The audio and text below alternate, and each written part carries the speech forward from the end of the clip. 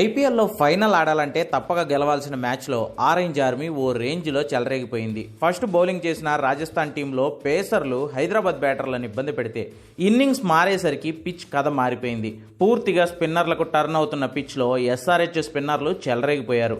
Allrounder Shahbaz Ahmed తోడుగా అభిషేక్ శర్మ జతకలవడంతో రాజస్థాన్ అనూహ్యంగా ఓటమి పాలైంది.